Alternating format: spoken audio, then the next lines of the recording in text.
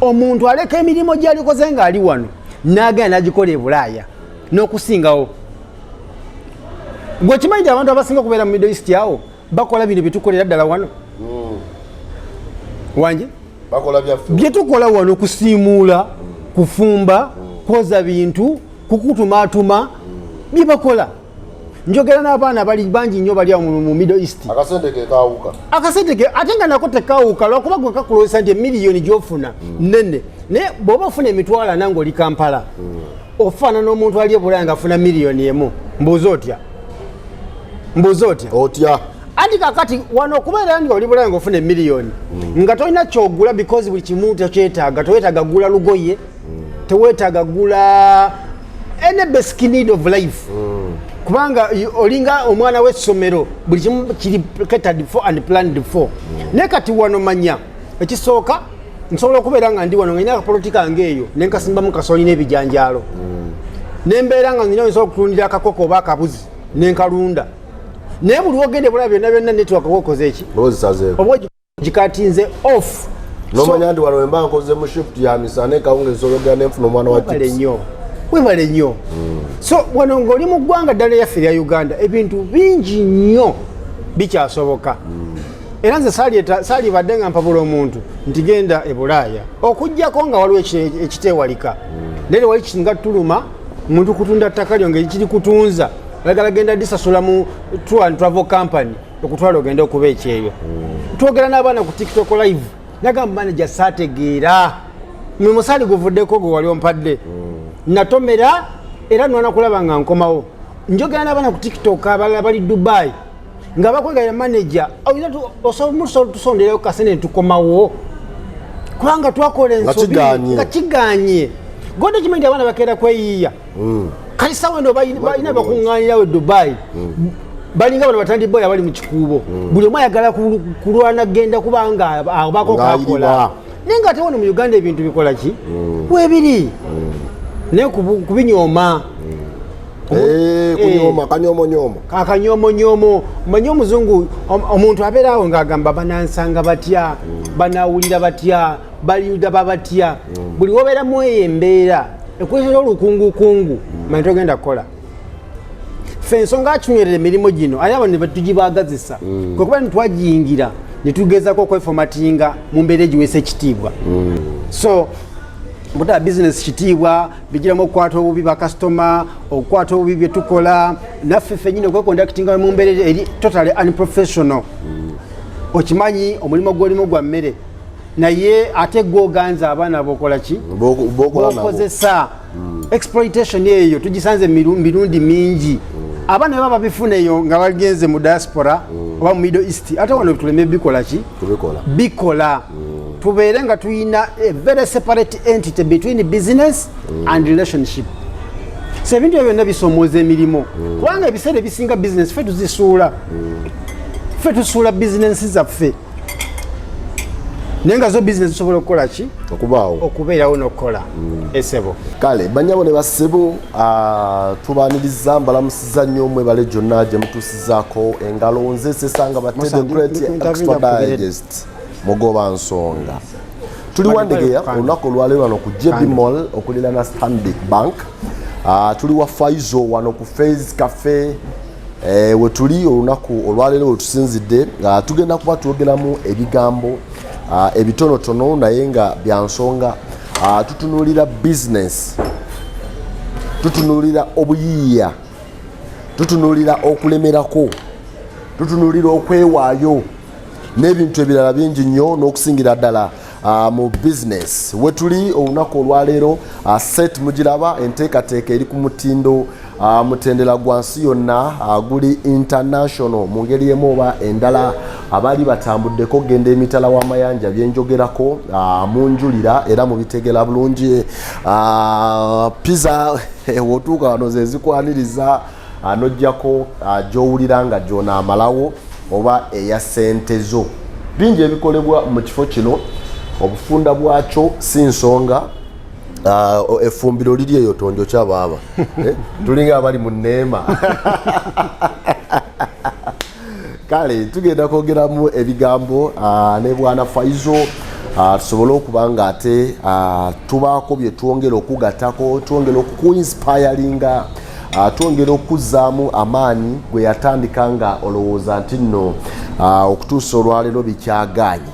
Ali mu kuteekateeka kifo bakasitoma bakisange nga kiteredde bulungi. Faizo sebo tukwaniriza, tusanyusa okulaba n'okusanga mu kitundu kyo wano wowangaalira. Sebo ndi musiimu nange Team Extra Digest mugoba nsonga sanyusa obalabako wadde musaze otukeera naye munaffe mutusanze twayiteeseteese dda ennyonyi enkeeze yeri olusiringanyi ate nga naffe nga bumanyi ba restaurant togaa nti bw'onaafuna kasitoma ng'olyoka otegeka ekifo kyaffe kiba kitegeke eva and eva tujja no ku ssaawa 12 zennyini tuba twaguddewo dda netandika okutegeka emmanju eyo n'okulinda bakasitoma abasobodde naye nga okusingira ddala wano tukola bintu bya delivery kubanga nga bwola nti tuli nnyo ku kkubo nti abantu batutuukirako so twasalawo ne tugunjawo enkola esobola okutuusa service ku bantu bonna gye baba bali era kyetusinga okubeera nga tukola. Twebaza nnyo bannayuganda bannange okukisooka okwekumira ku mukutu guno gwa Extra Digest mugoba nsonga. Mwebale nnyo bane temujjangu okwo okuva wano baffe Uganda n'emitala w'amayanja yonna bane temuvaako. Ekyokubiri bane mwebale tuwagira ku Faiz Cafe. Mutuwagiridde ebbanga ddene ku services zaffe ze tukoze ne ze tuleese tubeebaza era tukyayongera kugenda mu maaso nga tubaweereza nga bulijjo n'okusingawo. Esebo Wandegeya etambula etya? Wandegeya takyaliwo oli Wandegeya wedda akyuse. Wandegeya anafuwamu kubanga enkulaakulana ya Wandegeya ntono ate ekibuga kino kiri brief kyokola bange ebibuga ebiri ewalako nga Nansana ate bikuze nnyo ebuga nga Bwayise bikuze nnyo kati Wandegeya takyaliwo oli Wandegeya wedda ndu gwe baali bamanyi. Of course ekibaddewo era kibeerawo ekibaawo kyekimala. Wandegeya ye bw'oyogera ku Wandegeya muli muntu eyali abaddeko e Kampala akimanyi nti Wandegeya communicatinga nnyo ebyokulya byomwe ebiri mu bungi abantu bangi bakolera tuweereza ffenna kubanga ensi eno Katonda yagikola nga ffenna tukola ki etumala. Yesebo tutunuulira obuyiiya, tutunuulira okwewaayo ne tutunuulira n'okukola ennyo. Esebo nze waliwo ebintu ebimu nga bw'okyogera nga kidescribinga Faizo 1 million goat. Esebo esoboka okuba nga yaliwo naye mu matu g'abantu buli lw'ogyogera oli agamba aye ogamba ono eya Faizo ideas ezo noga nti nyingidde mu katale akatale kakuvuganya naye kati okuyiiya kati kubaka tuli mu lutalo lwa mitwe innovations wezaatuuka. Yesebo kakati omanyi mu nsi kyali kipya kyogenda kukola nti oba ogenda kufumbayo ekintu ekipya ekitabangayo mu kufumba nga wetutambulamu mpolampola kyosobola okukola bakiyita value addition ng'omusomi ayingidde omulimo gwonna era bwe batunulira emirimu gyonna gye tukola n'egigenda mu maaso mu ggwanga osobola kujja buzzi n'oga nti kakati ngenda kanika mmotoka ng'eyasoma naye ngenda kukola ntya ekitabangawo oba ngenda kukola ntya ekinfulo ow'enjawulo mu market abantu bagenda okusobola okubeera nga bantegeererako. Kati nze bwe najja mu bizinesi y'emmere nategeera nti tewali mmere gye ngenda kufumba etafumbibwangako nensobola okufumba efumbibwa mu mbeera etali ya bulijjo mu presentation mu packaging ne mu test ontegeera. So bwe nanika embuzi nanikira ku mbuzi kubanga najja nentunuulira restaurant zonna eziri mu Kampala neziri mu Uganda nga neetaagayo okubeera nga nkola ebintu ebigenda okubeera nga bimmanyisa ate amangu n'embiro nti oli bw'aba akyogeddeko what clicks someone's mind linnya lyange oba linnya lya brand yaffe kakati ne tujja ntukwata embuzi eyo. Embuzi yali efumbibwa sijjaga nti ffe tusoose ogifumba nga nnamba naye engeri gye tugifumbamu yatuwa uniqueness mu market n'engeri gye tubrandingamu ne gye tupackagingamu packages zaffe. So embuzi eyo bwe nagitunuulira nenjiwa erinnya lye bayita 1 million goat.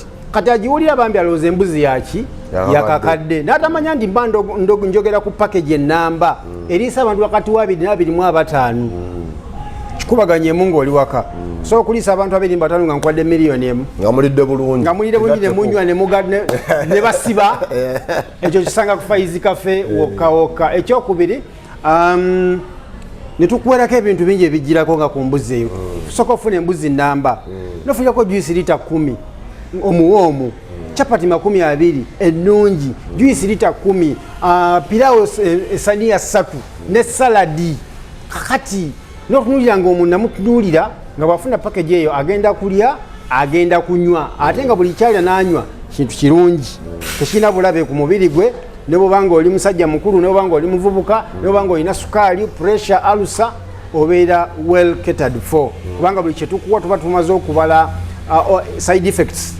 ez'omuntu n'omubiri reaction y'omubiri egenda gusanga etya singa aba alidde ebintu bya Faiz Cafe Bistro naye mukama mulungi abantu basavinze ebbanga ddene ne tufunangayo any bad response nti bwe nalidde ne nfuna obuzibu biki because before we prepare anything we cater much about someone's life obulamu tubutunuulira nnyo kubanga obulamu kyekisinga so ne tukola embuzi ne tukola enkoko eyo kati natulira n'enkoko eyo ne manya nti Wandege yalimu enkoko Wandege asinga kubamu enkoko eno esimanyi y'emboga kakati nze bwe ntunulira enkoko ne ngamba asala kukola kiriwo talakola ya mboga nenkola kye bayita 1 million chicken mandi abantu balyanga embuzi eyo enkoko yo tosobola gitutetenkanyizaamuko nentuula wansi ne tiimu nendowooza nembakolera the 1 million chicken mandi era nakati bwe mutusangidde emanju bye bigenda mu maaso abantu bajodaringa chicken mandi yetya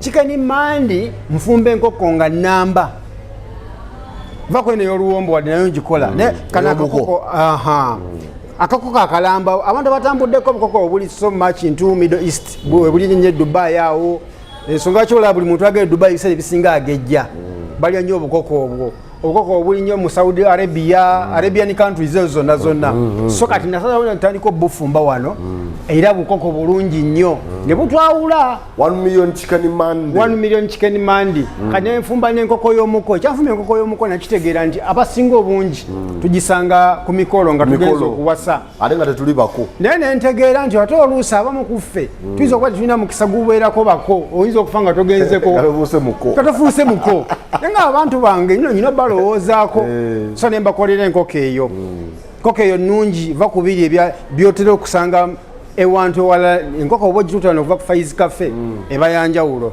so ebintu nembijja nga mbimenyamenya nejja nga mbimenyamenya enkoko eyo etandikira ku mitwalo 10 chicken mandi nayo etandikira ku mitwalo 10 so sagala abantu balowooze nti ku Faiz Cafe bintu bya miliyoni twogera mu bukadde simanyi obanze okisokeyo eri oba osokeyo esookayo eri bikunyige kasita bibyo owa tuweyo ku kibiriiti awo tuweyo ku kibiriiti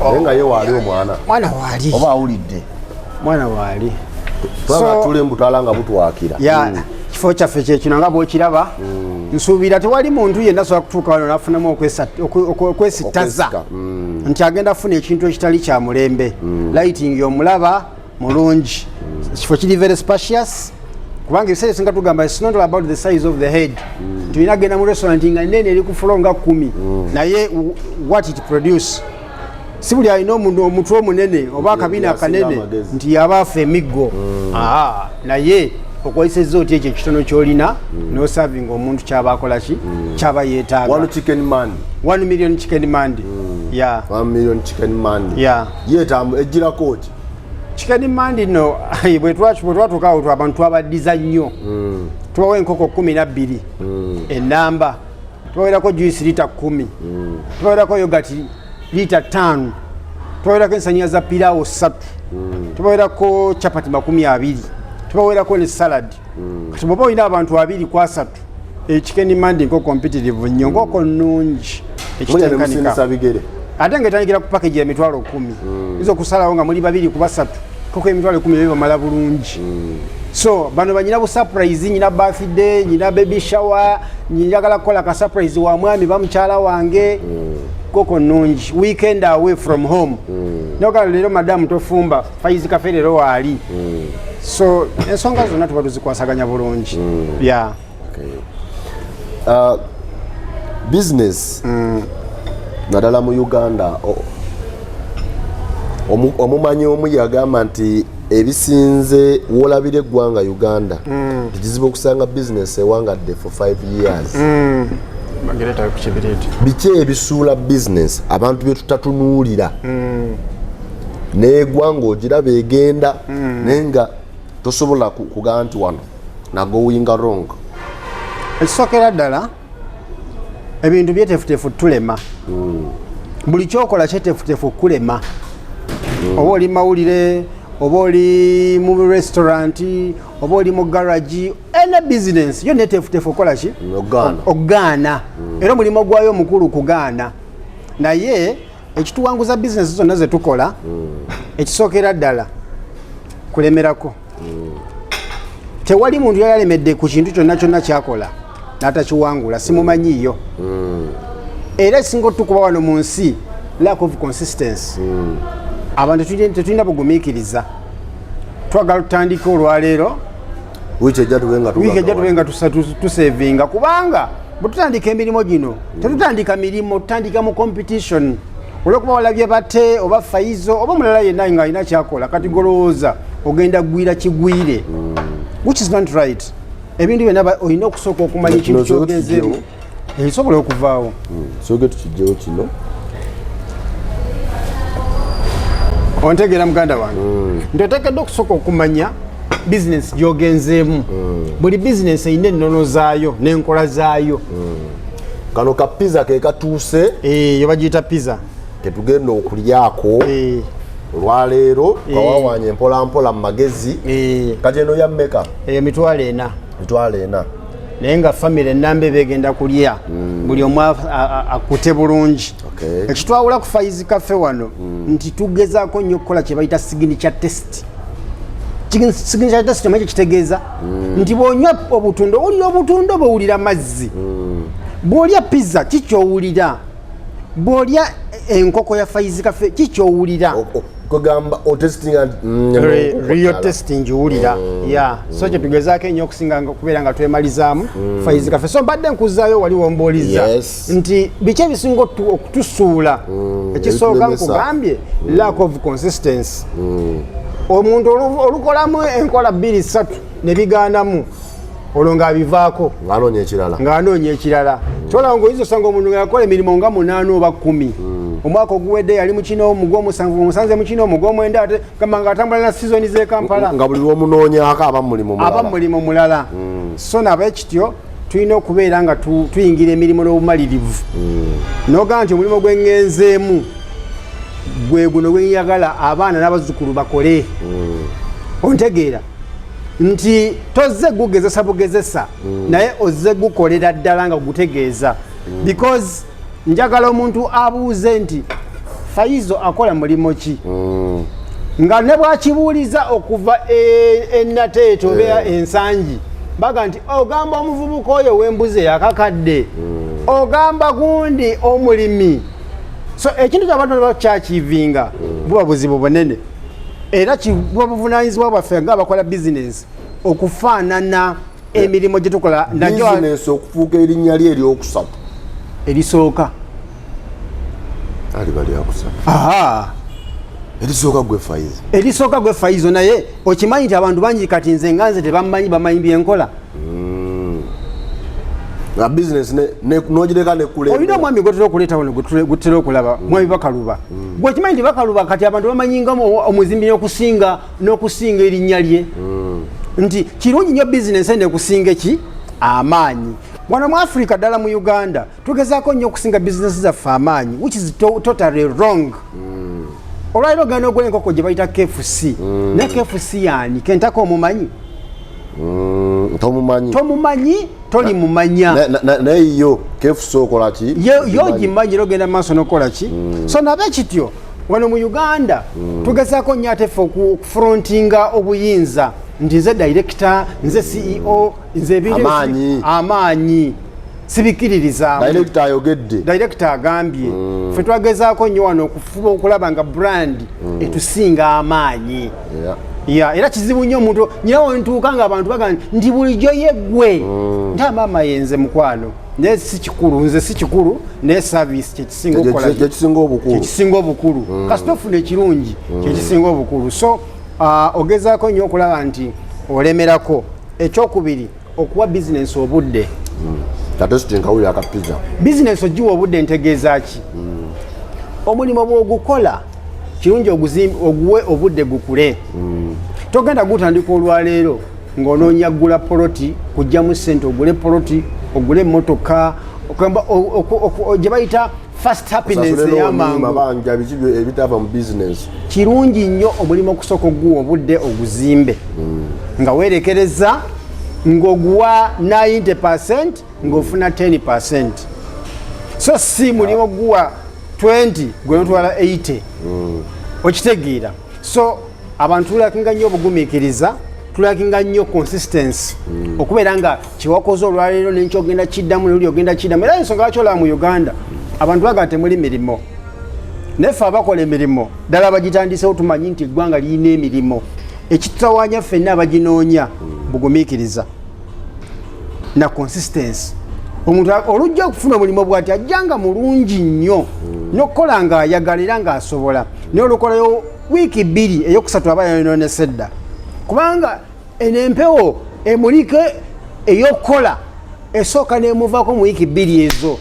Kati anaddayo mu bulamu bwe buli obwaddala obutuufu oba obutagala kola ki kola oba obutagala kola.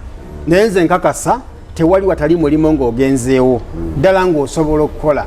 So nkuzaayo kweno kyewambuuzizza nti biki ebikusuula mu bizinensi, biki ebitusoomooza ebitulemesezza.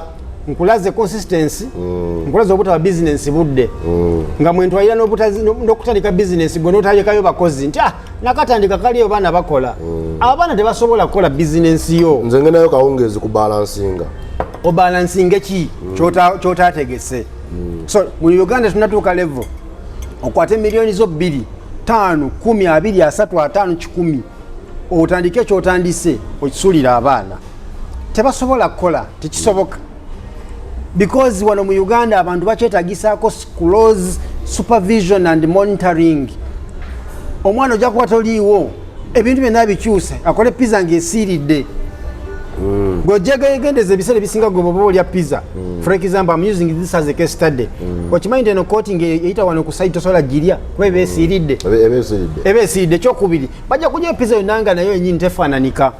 Naye buli wobeera mu mulimo gwo osobola okuzimba ekintu omanya bakasitoma abo kyebaagala. Bakasitoma abo n'okino bategeera baagala kino bawuliriza. Naye wano ebintu biwulirira ku ssimu. Tomanyi yanyize, tomanyi atakyajja, tomanyi atakyagula, tomanyi kyamugaana kujja. Ebyo byonna byonna tubyaseesinga nga bizinesi zaffe tuzikola ki? Tuziwa obudde. Ekyokuna obutawa bizinesi kitiibwa. Ekitiibwa bizinesi tuzima tutya ekitiibwa. Bizinesi ogimma ekitiibwa nga ekisooka abakozi b'okozesa obayisa otya. Waliwo oli akozesa abantu ng'alaba alinga akozesa abaddu ng'alinga ayamba abayambe. Naye olina okusooka okimanya nti abakozi bano omulimu olina okusooka n'ogubagabira. Mulimu ne gubeera gwabwe. Buli wakola omulimu nga gufiiringa tagenda kukola nsobi, tajja kukolera mu kutya. Kola kyange. Ajja kukola kike. Era buli wobuuza abakozi nti naye omulimu guno mugulaba mutya? Kya boss, guno omulimu gwo baba tulaba gye gulaga. Omanya omulimu gwo gukola ki? Gwagala weeguli. Kubanga omulimu kibi nnyo guzimbira ku gwe nnyini gwo. Era kyobola ebiseera ebisinga wano mu Uganda badirector olufa basi olufa business weekola ki? Weekoma. Because emirimu lugizimbira kuffe ng'abantu. Naye kirungi nnyo weebike. Okwebika okumanyi ogenda nti kati nfudde kitegeeza nti ogenda kwata omulimu gwo guno ne bwobanga ojja ku mulimu notagendako mukingo eyo kumala wiiki nnamba laba ebintu bivaayo bitya, sipiidi eri etya. Kati bw'oba osobola okumala wiiki nga togenze eri ng'otudde wano then ng'ofulumako ate ebweru oga ngenda kusiiba wali ndabe nange nyini nkoleko order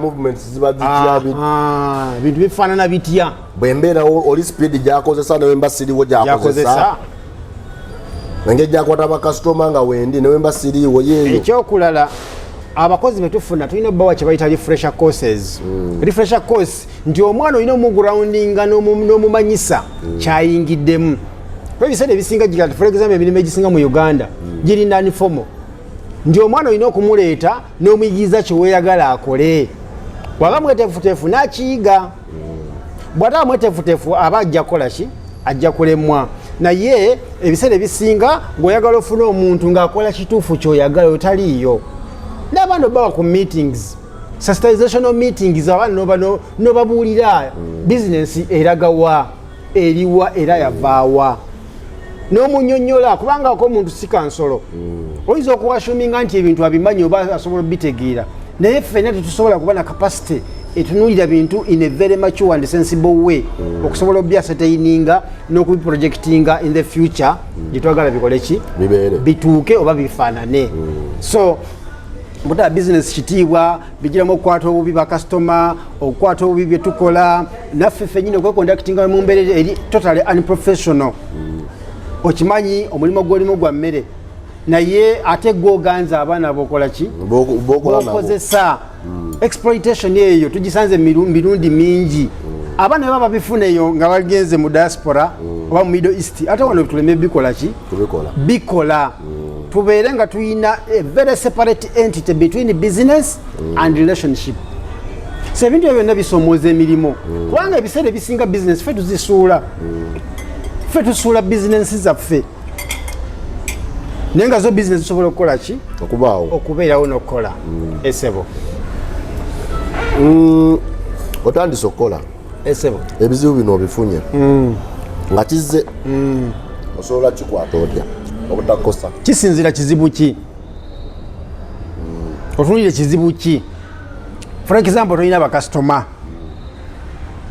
kuba abantu abasinga bagamba tutandise era buli muntu atandika bwajja nogakankole kino oyotuukawo myezi ebiga eddala dimandi yayo ng'olaba tekitambula nga bwe wakisuubira wegamba oli naluganaga ngumiikiriza kawaluga nti otandika bizinesi waayo emyezi 6 nga tolina kyosuubira teri kasitoma gwe wategese nti ajja naye omanya nti emyezi 6 ekifo kiba kintegedde nti awo wano ddala waali wotandikira okufuna ki okufuna omuntu oyo okufuna sales negiweze 6 tolabayo kantu konna oyingira musambu olaba oluusi newopangisa renti aweddeku abasewe bagweramu amaanyi akivaamu akati ekituufu ky'amazima mbadde njagala nnyo abantu nemukukola bizinesi zabikwate ogandi bizinesi ogenda giwa emyezi 6 kisoboka nze Faiz Cafe nagitandikawo newandegeya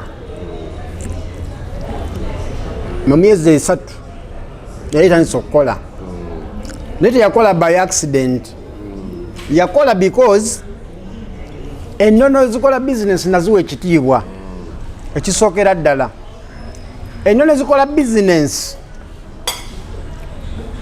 bakasoma bo gye bali abasobola okugula byonna byetukola babyetaaga ne bakutegedde batya olanga otya basobole okutegeera nti olina kyokola era kifaanana bekiti ekyokubiri kwalite ya product gyotunda eri etya nabagamba nti bobayagala kumanya nti byokola bituufu gwekwata byotunda soko yita mikwano bo soko olye ku pizza eyo epiza eri etya njagala mumpe honest opinion nga sina kuyita customer gwe simanyi neighbor yogera ki ku byenkola neighborhood gye ndiko byenkola ebimanyi oba tebimanyi oba ewulira biwulire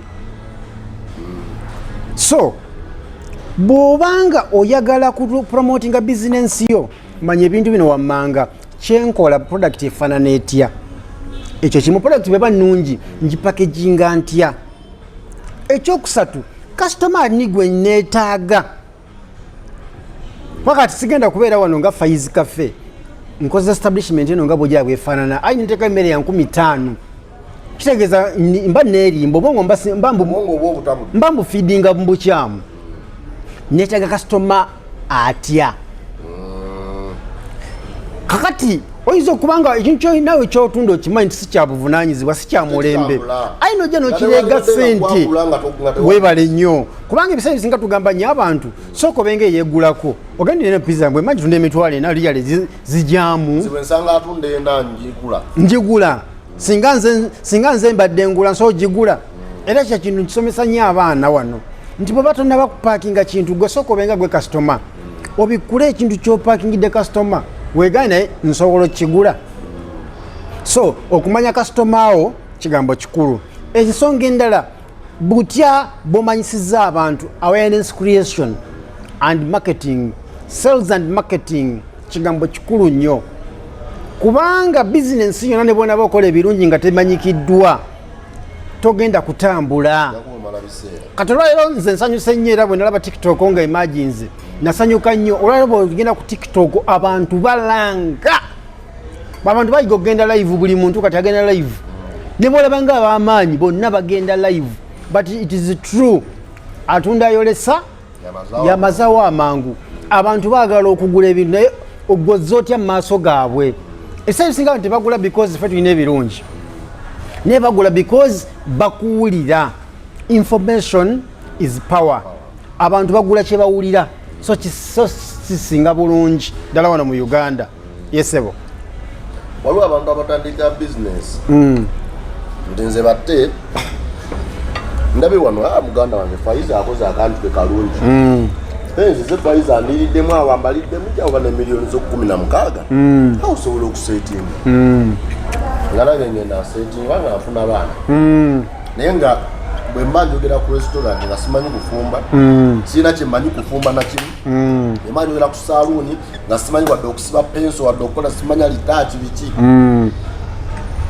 abamu bawangadde abalala bigaanye kyali badde kituufu nze okuyingira bizinesi gye siinaamu kemmanyi ng'olina ssente zo ng'olina capital wo naye ng'oli sure nti omwana enkya bw'agenda siriwo etuula nina kunoonya mwana muki mulala. Ekituufu ky'amazima kiri bwe kiti ku question eyo sikikkiririzangako ddala era sinza kuadvisinga muntu yenna genda mulimo nga togumanyi, at least gumanyeeko 40%, 60 ogiyige ne banno. Omukozi buli waali kuzuula nti byokola tobimanyi tajja kukulekera mirembe, ojja kusinzira ku ntolize bizinensi ate nga talina kudipendinga ku muntu yenna, nawe nga nnyini talina kudipendingako apart from the fact that nti osaamu ssente.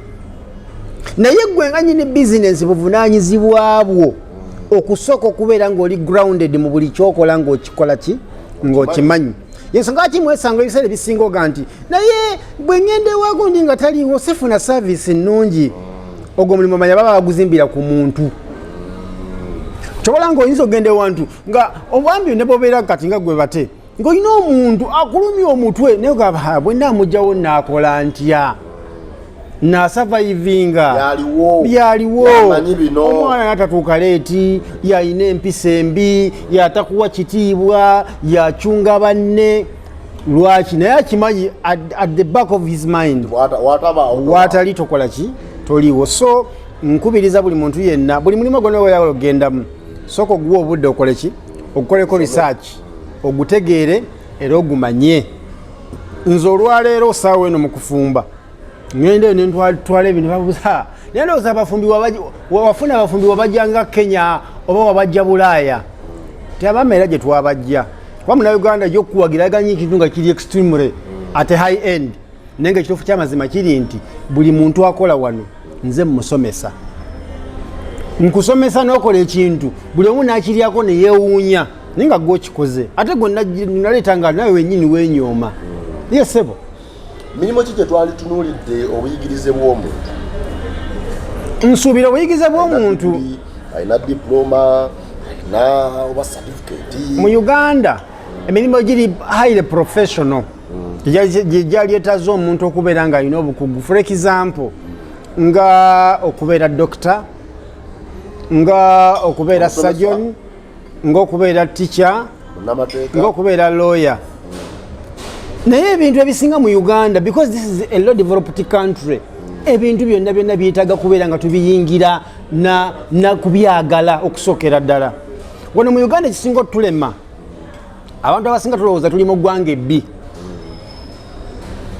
era osanga omuntu nga yeekubagiza bannange egwe ekisi kino biki. Sesanga njagala abantu bakikootinga olwaleero nze ndi musajja atambuddeko ensi naziraba era sina kintu kyasinga kumala manyi nga nakunasooka kulinnya nnyonyi yantama nnyo era newuunya abantu ababeera ku ssaawe ne beekuba n'ebifaananyi ne newuunya. Naye ekyo si ekikulu, ekisinga obukulu njagala bajjira ekifaananyi nti tulina ensi esinga obulungi. Nze sirina kirooto kiyinza kunzija wano, sikirina era sikiroota. Lwaki? Weather condition eri Uganda tolina wogisanga mu nsi yonna. Weather condition emakinga n'omubiri gwo tolina wogisanga mu nsi yonna. Bwekaaka kaba kaaka ate nga kaba moderate because tuli mu intertropics. Nti tuba mu bugumo ddene nnyo ate tuba mu bunyogovu nnyo. Temperature zaffe zibeera ki? Zibeeraawo. Olwaliro bw'ogenda e Mombasa omusana gwaka n'ogulya nga gwaka ku ggumba. Ekitali mu Uganda kibangawo. Ekyokubiri, amataka. Abantu ke balitegeera omukisa gwe tulina e Uganda ddala mu ttaka tebalivaawo wano. Kankubuulire mwami Sessanga. Anti okutunda is a choice era kyembalina okunnyonnyola. Tewali nsi mw'osobola kgenda nga si Uganda n'ogula ettaka ne lifuuka liryo. Wano omuntu ajja nga mu Sudaani n'agula poloti ewandegeya n'efuuka yiye olwaleero ne biggwa. Tosobola kikola Sudaani naye bakutenda ye nga ani agguza. Abantu abakigezaako bali mbalala.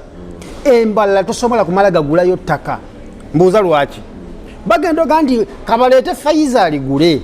Baba bayise mu famire yonna. Ne bakuba mu tooki ne batula miitingi ne baga nti eryo tukukkiriza litunde. Naye nga si kyangu digulayo naddivamu balitunde. So wano mu Uganda ebintu bikyasobokera ddala. Nti olwaliro ozukka neweetuuma nti kati ngenze mu mmere. Tewali tteeka ligenda kugaana, tewali agenda kukuba ku mukono, tewali agenda kustoppinga. Abantu bangi bakolera mu benji bw'amateeka. Business Katerina registered. Naye ng'akola ate ng'abantu bakola ki? Abantu bagula. Naye ensi zonna ezitwetoolodde zitambulira ku mateeka. Okugula obuguzi ka restaurant nga kano bwe kati oyinza okuyita mu mitendera okufuna license ezikuwa authorization okukola nga za kika kya waggulu nnyo. So muganda wange yenna ali eyo yenyooma ng'owekubagiza kagamba ng'oweddemu n'amaanyi njagala kuzzaamu amaanyi nti eggwanga lyetulimu lirimu ku mawanga agasinga okubeera ag'omukisa mu nsi eno. Kubanga ndi exposed mbirabira mbimanyi. Omuntu aleka emirimu gy'alikoze ng'ali wano n'agenda n'agikola e Bulaaya n'okusingawo. Gwe kimanyi nti abantu abasinga okubeera mu Middle East awo bakola bino byetukolera ddala wano. Wange bakola byaffe byetukola wano kusiimuula, kufumba, kwoza bintu, kukutumaatuma byebakola.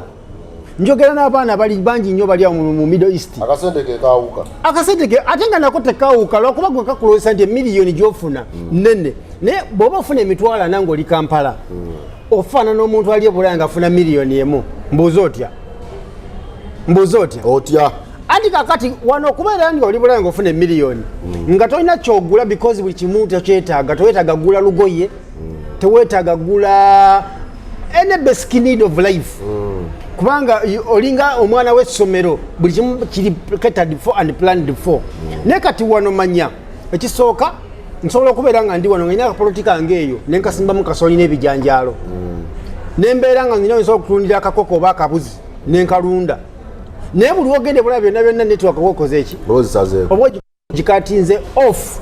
Nomanya nti wano wemba nkoze mu shift ya misana ekawungeezi olwogera ne nfuna omwana wa chips. Webale nnyo. So wano ng'oli mu ggwanga ddala lyaffe lya Uganda ebintu bingi nnyo bikyasoboka. Era nze saalibadde nga mpabula omuntu nti genda e Bulaaya okuggyako nga waliwo ekiteewalika.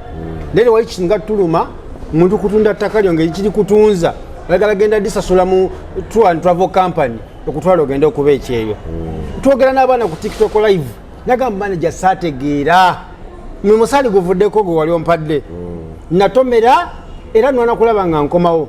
Njogera n'abaana ku TikTok abalala bali Dubai nga bakwegaya manager osobola tusonderayo kasene tukomawo kubanga twakola ensobi nga kiganye.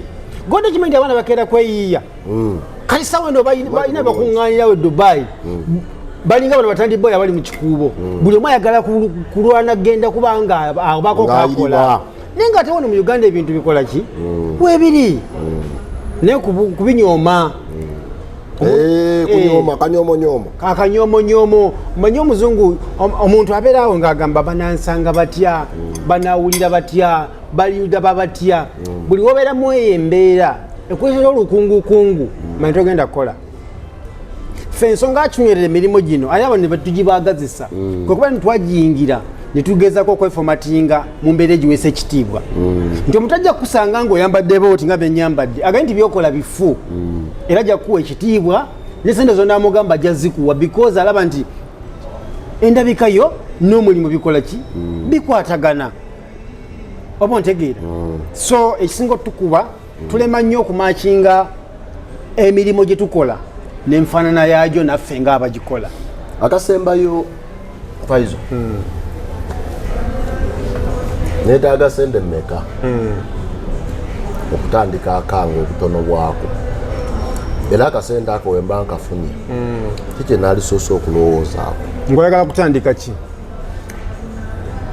tutunuulire mwetutambulira mu restaurant kumba byakulya nze ensonga yonna ekwatagana okutandika bizinensi ddala ng'olyambuuza ssente mbutuufu amazima sagala muga nti weetaaga miliyoni 10 oba 5 oba mmeka njagala osooka oguze obwongo bwo ne bizinesi olina gyagala okusooka okukola omanyi nakugambye nga tutandika nti eri bizinesi etakola ki etakula teriyo ate teri etafa kubanga tulabye bizinesi zibadde buli omu zatiisa amaaso ngasayo nti tezikola ki teziyiwo n'ekikulu gwe yiyo wagitandikako ddi kiki wakolako mu bulamu nekigaana buganyi naye nga wakikola kikisinga obukulu ekikyo naye bwetudda ku kibuuzo kyombuuzizza neetaaga ssente mmeka mbutuufu amazima teri ssente zimala naye okusooka okukuza ekirowoozo kya bizinesi gyoyagala okukola n'okitematema nekigwa mu bajeti ya ssente z'olina kyekisinga obukulu nomala nti 5 zenina miliyoni 5 zenina totunulira tu Faiz Cafe ojja kukola ensobi bw'oba olina miliyoni 10 totunulira nze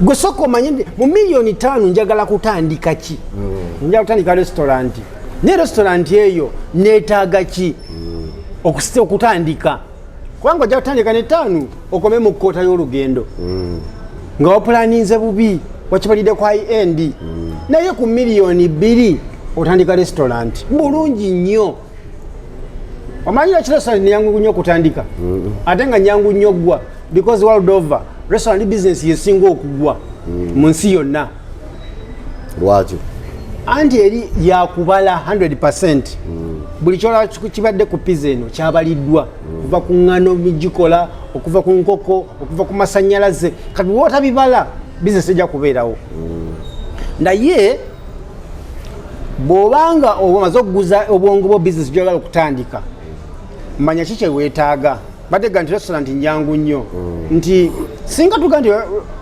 oyagala kutandika okufumba mmere eŋŋanda ng'okimanyi bulungi nti buli kye weetaaga mu mmere eŋŋanda gye kiri mu katale ng'ojjawo oga neetaaga ki neetaaga suwaani neetaaga essefuliya neetaaga ekifo w'enkolera n'ebirala ebitonotono olwo ng'otandise naye ojja kwagala okutandika nga bale bafaanana tojja kukola ki tojja kuvaayo so ebintu biwa obudde naye nga tosoose kwerimba tosooka kwerimba nogira mu kifaananyi ekitali kikyo jangu mpolampola mujige bwe twatandikira wano ono omukuloga baaliwo bayibula baaliwo twajja wano nga tewafaananika naye ntujja nga tukola mpola one step at time n'abalala bangi abakola ebibakola batandise mpola mu mbeera yakusaagirira bakola ebintu ebifuuka ebyamaanyi naye ffe twagala kutandikira nagiya namba emu tosobola kutandika pikiduka kyonna nagiya namba emu tikisoboka ojja kumenyeka you rush you crash so ndowooza nkuzeemu era ndowooza ontegedde bulungi nkutegedde bulungi akasembayo olina akasembayo bakayita akaterekeka njagala kutwala omukisa guno okwanjulira abantu Faiz Cafe Bistro.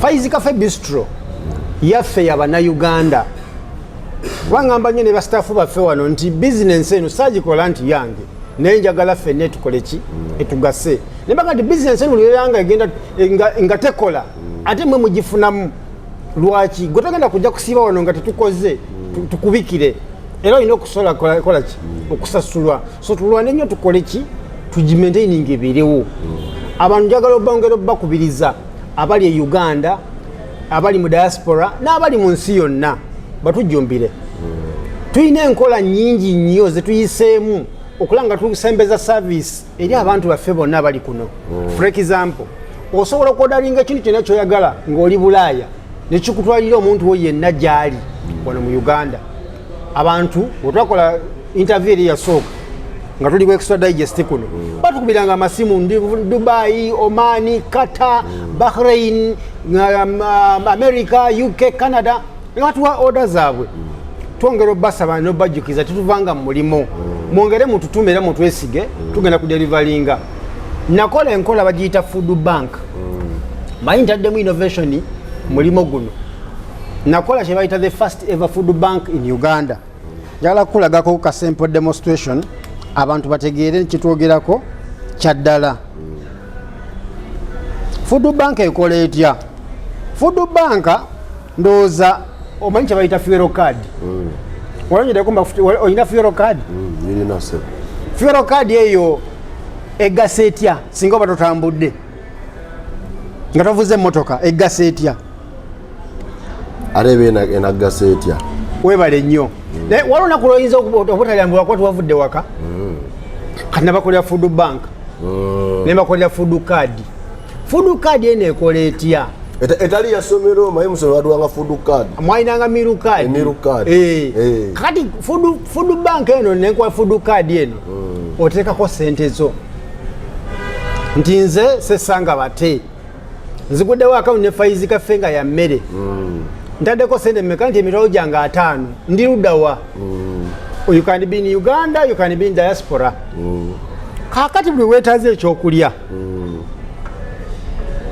okuba bukubi simu jjukira buli okuba simu ng'oli ku food bank eno delivery ya bwereere lwaki tugeza kupromotinga kye tuyita cashless economy tewali nsonga lwaki otambula ne sente buli kadde so kati ffe tubagazisa tuba preparinga because like it or not this country must take off tukyali mu traditional stage maybe because of the bad system of governance eggwanga ligenda tuka ekiseera nga tutambuliraawo mu cashless economy so mu mbeera efaanaganako beeti ffe twagitandika dda kuba tumanyi nti ensi gyekola ki gyetambulira gyeri oteekako sente zo okuba bukubi simu noga nti olwaleero njagala ontwalire tiimu ya Extra Digest mugoba nsonga 1 million gold nyirako se milioni zange 2 emiliyoni eyo giteeka ku 1 million gold gitwalire tiimu ya Extra Digest mugoba nsonga oba twalira mama wange alizana mutwalire kapakeja ko wagambye akemitwale 10 oba mutwalire pizza y'emitwale 4 olira ku akaunti yo webalansinga weka ebisala bingi Sesanga twesanga mu kaseera nga butufu okola lisente olusinga tolina naye wesekiwalingidde ty okulyakwo ogenda kubeerawo otya nga tolidde mweno Kampala akaluba ebintu ebi kulya nakwebaka naye tosobola kwebaka nga tewalidde afazali oyinza okulemerera okwebaka naye nga oli mukufu so mbakubiriza abantu bembracinge food bank baligestalinge bateekeko sente kikuwa convenience abantu bangi bagala oluusi lwagadde ogula ku Faiz Cafe netiwaka lwezitakoze tibona njagala kuweereza sente netiwaka tekola ki teriiko ofuna kaadi yo okuba bukubi wetererera oba yabi ne bwotakuba noweereza message ku WhatsApp nti send please I'm sending there 10 people let them have lunch of their choice nga balya nga banywa ffe tukuba bwi report nga buli kimu kitambula bulungi mutaziza okumbuuza nti nzigulawo nti akawunti eyo ffe tukwetakako ekintu eki national ID yo ekyokubiri kyetwalibadde ka twetaaga ndowooza next of kin kubanga lumu nali njanjulira Lord Mayor Elias Lukwago Salongo nanga nti naye singa nzigulawo akawunti eyo nenfa mba mpeddeyo bentyo nemugamba tukusaba next of kin nalongo nabeerawo wokomye enkya oli watandikira bangaga nti ezibaddeko kasooke tuzire wano kulumbe nasaako endala ate ffe tuli beerufu era bw'oba ofudde bwe tujja ntuga nti omusajja abadde ne kaadi ey'okulya ewaffe abaddeko ne miliyoni 2 era tubadde tusaba omwami gwe yatulaga jangu ojja kuloopa omuntu nga kaadi yaye ewakabalya birala nange ndina birala kiba gy'oli naffe tukubiriza nnyo abantu tingatona bakole ku Faiz Cafe kwerowoozaako wekka ddala nga ffe bafamire maani lowooza nnyo ku bantu bewaka nze waka bwasita balya bulungi ebirala nebibigaana naye balifunyeyo akaseera wansinewo era ntibalya ku mmere ya Faiz Cafe bantu bagulirewo kaadi balina family kaadi baga nti afazali ni every week babaako ekintu kyebalya ku Faiz Cafe tekako emitwalo gy'abiri tekako emitwalo gy'okkumi tekako emiliyoni y'ensimbi okulitinga comfort omuntu tubukalubya nnyo naye nze nsubira omuntu obuvunaanyizibwa okubeera nga obeera mu nsi ey'obuvunaanyizibwa wali badde olina gy'oli emmere ng'ewatiikingayo olina gy'ojjanjabirwa so si kupapalira buli wamu ekizibu ekigwa n'opapala bupapazi wali badde olina famire looya wali badde olina famire gundi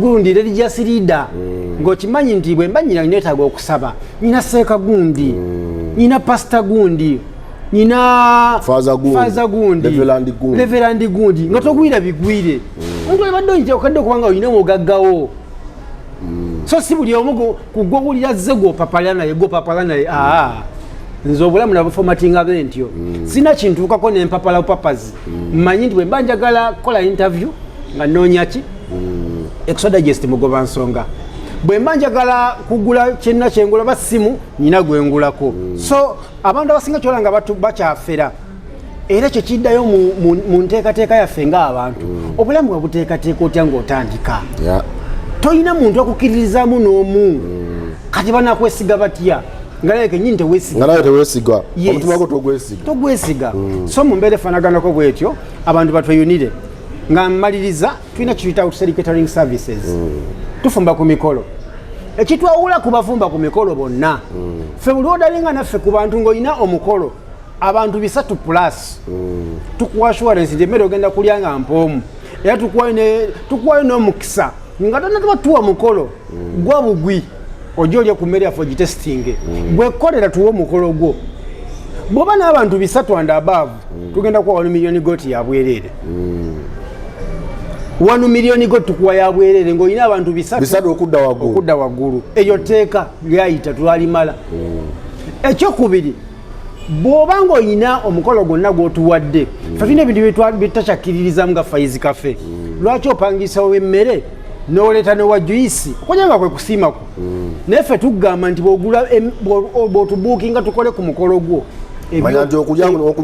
ebyokunywa bya bwereere oyinza kisangawa ate tukuwa assurance nti kyonyweddeko wano kyogenda okufuna we can't compromise quality because otuwadde abantu bangi tukoze emikolo mingi abantu ne balaba nti kyetukola tukitegeera era kyetukola tukiddamu ebbanga lyonna yes with an exception that we give you good quality food so tulina ebintu bingi emikolo tugyogeddeko tulina pizza buli lwakubiri n'olwomukaaga ogula pizza emu nofuna pizza 2 tulina packages nyingi tulina emmere y'ensaniya okuva ku muntu omu ku mitwalo 2 n'ekitundu oli emmere nerukukka lwaki weerumya kuno okufa kwolaba kuli rampant bwekuti so abantu baffe ddala mwe abali mu diaspora mulowooze nnyo ku bantu bammwe families zammwe bakadde bammwe mubaddize ffe munatwasiga nga Faiz Cafe tugenda kutuusa obuweereza bwaffe eri abantu bonna yes kale tuyanza nnyo tweyanzeege basebo ne banyabo olunaku olwaleero we tubadde sinabawa ku namba ya simu enamba ya simu siyeeno wano enamba y'essimu 0704 12 09 50 oteekawo ka WhatsApp ko buli kimu ne kitambula eno nayo si Airtel 0200 9 37 13 yenegenda kubeerawo awo ku screen yo wansi awo osobola okugikubako akadde konna mu budde bwa business abagala tunoonyaako olaiza oga nti bannange njagala bafollowinga bwe bakola kwe tuli ku TikTok kwe tuli ku Snapchat kwe tuli ku Facebook kuli ku Instagram kuli ne ku Twitter wonna services zogera era buli kyoyagala kubayo kwogendako enamba za simu zonna zikola ki enamba zonna weziri so nsubira abantu baffe tubanyonyodde bulungi okujjako ng'olina kumbuuza ku lwabwe ntaweddeyo nze ntwala omukisa guno okubeebaza mwebale nnyo okutuwagira mwebale nnyo okutwesiga emmere yaffe eri credible ekyo twagala nnyo kyenfasaizinga kubanga eribibwako abantu bonna ab'eggwanga katigole zonna batopu bonna n'abantu ffenna aba bulijjo balidde ku mmere kikakasa nti emmere eri trustable emmere yeesigika tulisiza abantu bonna ndowooza oli mujulizi ndi mujulizi esebo so abantu mutwesige mutuwe emikolo tujja bakola tugenze sizoni ya mikolo sizoni ya December lwaki abantu basuubye okulya ku 1 million goat ne 1 million chicken mandi era abantu abagambye ddala ffe twatandisedde okukola ki okugulawo booking za Christmas olwadde mba kubooking embuzi ya Christmas tujja kuba tusobola okugikutuusaako yonna wooba oli jjukira ffe tubagamba nti buli mwaka tujja ne offer empya kati twaleese offer ya Christmas era ntwala omukisa guno gibwabuulira nti buli muntu agenda okugula embuzi eyo tugenda kukolerayo ekirabo ekyolubeerera tukolera ekikapu nga kiri customized kuva mu Faiz Cafe ng'ogenda kukitunulako ebyanda yes ate nga kya flaska cup eno oli wadde mbo kikozesa wonna wolise movable cup wonna wobeera oba okikola ki oba okirina so tweyanziza nnyo bannange tweyanzeege kale bwe tutambudde banyama ne basebo wano ku JB complex mu basement we tubadde JB complex yeriraanye wano Stanbic Bank oba osobola gamba nti opposite ne Equity Bank eyewandegeya ojja kuba buli kimu okirabira ddala bulungi nnyo bw'oba nga toyiseeyo osobola gamba nti ekikulu ekigenda ku mesiti eki byonna ne bw'oba nga obimazeeyo akume banyama ne basebo